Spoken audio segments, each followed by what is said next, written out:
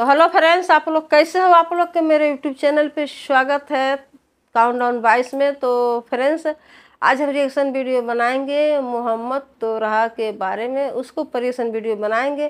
तो वीडियो शुरू करने से पहले सब्सक्राइब, लाइक, शेयर कर दीजिएगा, बेल आइकन पे क्लिक कर दीजिएगा।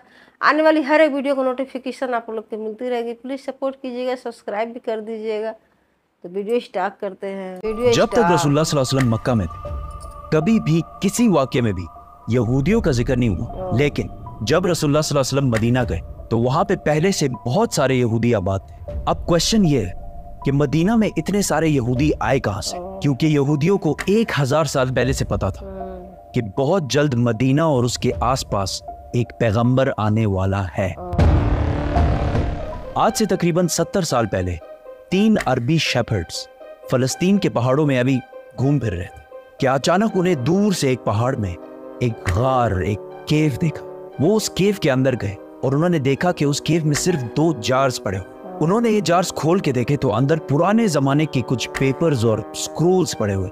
उन्होंने सोचा पता नहीं कोई चीज होगी बस, तो उन्होंने बाजार जाकर थोड़े पैसों के बदले इनको बेच दिया। वहां से ये स्क्रोल्स किसी तरह अमेरिका के एक साइंटिस्ट के हाथ लगे, जिसको डायरेक्ट पता लग गया कि ये यहूदियों की आसमानी किताब तौरात है, लेकिन ये किसी अजीब से स्टाइल से लिखी हुई और आज के जमाने के सारे तौरात से मुख्तलिफ थी।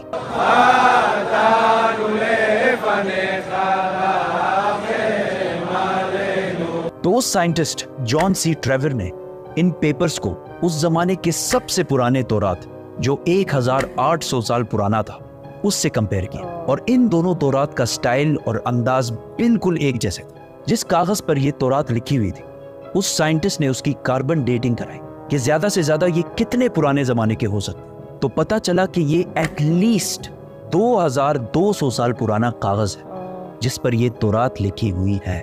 विच मीन्स कि ये तौरात जो फलस्तीन के एक गार में एक आम से अरबी शेफर्ड को मिले थे, ये दुनिया के सबसे पुराने तौरात में से एक है। इवन हजरत ईसा अलैहिस्सलाम के आने से भी पुराने का तौरात है। Copies of the Bible that are 1000 years older than any previously known copy of the Bible. ये कंप्लीट तौरात तो नहीं है, लेकिन तौरात के बहुत सारे पोर्शंस इसमें मौजूद हैं।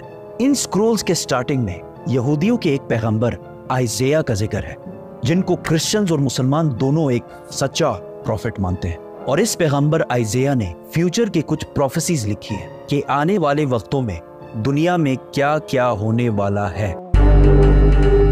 पहली प्रोफेसी ये थी कि बख्त नसर बेबीलोन का बहुत ताकतवर बादशाह, जिसने हजारों साल पहले यहूदियों की बिल्कुल हिटलर की तरह तबाही फेर दी थी। इस तौरात की पहली प्रोफेसी ये है कि अभी तो बख्त नसर हमारे ऊपर बहुत जुल्म कर रहा है, लेकिन बहुत जल्द एक शख्स इसकी हुकूमत को तबाह और बर्बाद कर दे और यहूदियों को उनके इलाके में वापस आबाद करेगा। ये प्रोफेसी इस तौरात से भी 300 साल पहले पूरी हो चुकी थी, साइरस द ग्रेट की शक्ल में, जो ईरान का एक बहुत ताकतवर बादशाह था, जिसको आज बहुत सारे मॉडर्न इस्लामिक स्कॉलर्स जुल्करनैन भी समझते हैं। Actually, he was Cyrus. He was the king of Persia. ये भी एक बहुत इंटरेस्टिंग स्टोरी है, तो सब्सक्राइब। इस तौरात की दूसरी प्रोफेसी की वजह से यहूदी मदीना में आबाद थे। इस दुनिया के सबसे पुराने तौरात प्रोफेसी कुछ ऐसे है, देखो मेरा गुलाम जिसे मैं कायम रखता हूं, मैं अपनी रूह को इसमें डालूंगा और वो दुनिया में इंसाफ कायम करेगा, और जब तक वो जमीन पे इंसाफ कायम ना कर ले वो पीछे नहीं हटेगा और ना उसे कोई कुचल सकेगा, और मैं बुतों को अपनी तारीफ छीनने नहीं दूंगा। और जिन आबादियों में कैदार के लोग रहते हैं खुश हो जाएं। कैदार, कैदार, इसको याद रखें। सेला के लोग पहाड़ के ऊपर चढ़कर चीख चीख कर खुशी के नारे लगाएं। Let them give glory to their Lord. Now, let's break this down. सबसे पहले कहा गया है कि कैदार के लोग खुशियां मनाएं। तो अब ये कैदार कौन है और कहां है? कैदार इब्राहीम अलैहिस्सलाम के बेटे इस्माइल अलैहिस्सलाम के दूसरे बेटे का नाम, और इस कैदार के बच्चों ने अरब में एक बहुत बड़ी सल्तनत कायम की, और रसूलुल्लाह सल्लल्लाहु अलैहि वसल्लम भी इस्माइल अलैहिस्सलाम के इस बेटे कैदार की नस्ल में से। दूसरा जिक्र है बुतों का।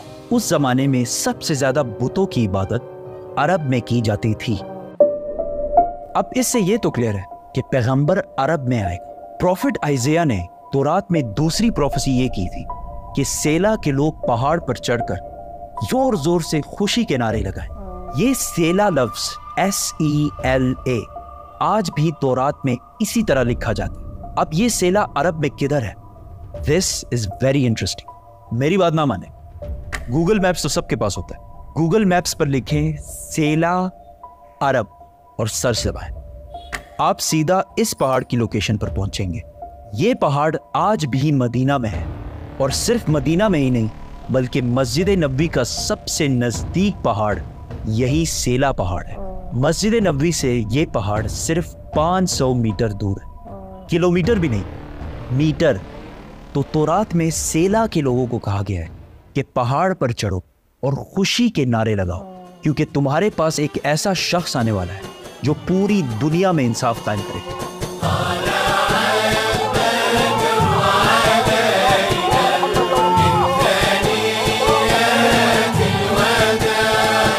और ये सब कुछ तौरात में यहूदियों को पहले ही बता दिया था। यहूदियों को इस बात का पूरा अंदाजा था कि बहुत जल्द मदीना में एक पैगंबर आने वाला है। तो आहिस्ता आहिस्ता बहुत सारे यहूदी फलस्तीन से मदीना और इसके आसपास शिफ्ट होना शुरू हुए कि काश हम उस पैगंबर से मिल सकें। और एक दफा तो यहूदी और रोमन एम्पायर की लड़ाई के बाद बहुत सारे यहूदी मदीना और इसके गिर्द जमा होना शुरू हुए, और खैबर को, जो मदीना के सबसे करीब सिटी समझी जाती थी, उसको अपना हेडक्वार्टर बनाया।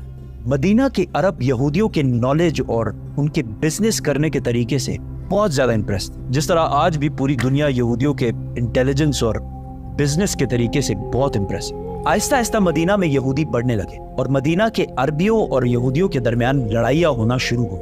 और हमेशा यहूदी मदीना के अरबियों को कहते थे कि आज तो तुम लोगों ने जो करना है कर लो, लेकिन जब हमारा पैगंबर आएगा तब हम तुम लोगों को नहीं छोड़ेंगे। मदीना के अरबी हमेशा इस बात से डरते थे कि कहीं वाकई इनका प्रॉफिट आके हमें खत्म ही ना कर दे। मदीना वालों को जनरेशंस एंड जनरेशंस तक ये बात बताई जा रही थी, जिसकी वजह से मदीना वालों को यकीन हो गया था कि बहुत जल्द एक पैगंबर आने वाला है।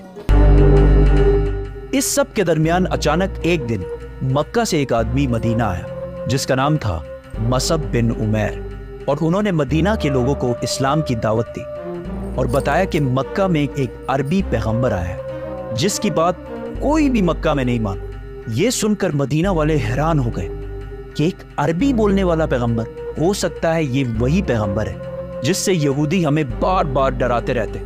तो मदीना वालों ने डायरेक्ट दुनिया में सबसे पहले इस्लाम कबूल कर लिया। यहूदियों को जब इस बात का पता चला कि हमारा पैगंबर तो अरबियों में आ गया, तो उन्होंने साफ डिनाई कर दी कि ये वो पैगंबर है ही नहीं। लेकिन फिर भी कुछ यहूदियों ने इस्लाम कबूल भी किया और इस्लाम के लिए जान भी दी। और तौरात में मोहम्मद सल्लल्लाहु अलैहि वसल्लम के बारे में जो पहले से कहा गया था, ये भी यहूदी जो मुसलमान हो गए थे, ये भी उन्हीं यहूदियों ने डिस्कवर किया था। इसीलिए हजरत सलमान फारसी को भी एक क्रिश्चियन प्रीस्ट ने मदीना ही भेजा था कि वहां एक पैगंबर आने वाला है। यहूदियों ने इस सब को डिनाई कर दिया कि ये वो पैगंबर है ही नहीं, और सिर्फ इनको पैगंबर मानने से इनकार नहीं किया, बल्कि रसूलुल्लाह सल्लल्लाहु अलैहि वसल्लम के खिलाफ हर तरह की साजिश भी की। लेकिन यहूदियों की ताकत खैबर की जंग के बाद पूरे अरब में हमेशा के लिए खत्म कर दी, और वो सारा माल जो यहूदियों ने हंड्रेड्स ऑफ ईयर्स में जमा किया था, सारा मुसलमानों को मिल गया। और मक्का वालों को भी पता चल गया कि खैबर के बाद अगली बारी मक्का वालों की है। तो फ्रेंड्स वीडियो ख़त्म। तो फ्रेंड्स कितना अच्छा लगा सुन के, वीडियोस कितनी नॉलेज मिली, कितनी सीख मिली, कि कितना अच्छा समझा रहे थे, कितने अच्छे से वीडियो में बताए हैं कि जो मक्का मदीना था, तो जो अल्लाह ताला के मतलब वहाँ पे जो दरबार है, जो मक्का मदीना है, मतलब जहाँ पे लोग रहते हैं, तो पहले के ज़माने में जो यहूदियों ने थे, कैसे मतलब उनको कब्जा कर रखे थे। तो कोई मतलब पहाड़ था वहाँ पे इनका, कोई वो रखे थे, कोई बुद्ध था, उसको अंदर कोई मतलब वो कागज, वो मतलब क्या कहते हैं, नक्शे उक्से उसमें रखे हुए थे। तो ये कोई गया था वहाँ पे, तो देखा तो ऐसा तोड़ उड़ के मतलब फेंक दिया, उसको उठाया नहीं, उठाया भी तो ले गया, ऐसा कुछ थोड़ा बहुत पैसे में उसको बेच दिया। तो बेचा तो नक्शा था, तो कोई साइंटिस्ट था मतलब अमेरिका के, तो उसने देखा तो उसने खरीद के ले गया। तो उससे मतलब बहुत राज, बहुत कुछ उसमें था, बहुत कुछ उसको समझ में आया कि कोई मतलब उनको जो यहूदियों थे उनका कोई आने वाला है तो बहुत दिक्कत हो जाएगी। इधर भी मतलब अल्लाह ताला के वहाँ पे मक्के मदीने में उनके कोई फरिश्ते आने वाले थे। तो ये वीडियो में दिखाए हैं, यही बताए हैं फ्रेंड्स। मुझे उतना समझ में नहीं आया है, मैं क्या आप लोग को बताऊं। जो थोड़ा बहुत समझ में आया तो मैं आप लोग को बता रही हूँ। तो फ्रेंड्स आप लोग देखिएगा वीडियो तो आप लोग को खुद समझ में आ जाएगा। तो प्लीज़ सब्सक्राइब, लाइक, शेयर कर दीजिएगा, बेल आइकन पे क्लिक कर दीजिएगा। आने वाली हर एक वीडियो की नोटिफिकेशन आप लोग को मिलती रहेगी। सपोर्ट कीजिएगा, सब्सक्राइब भी कर दीजिएगा। मिलते हैं नेक्स्ट वीडियो में। Bye bye friends.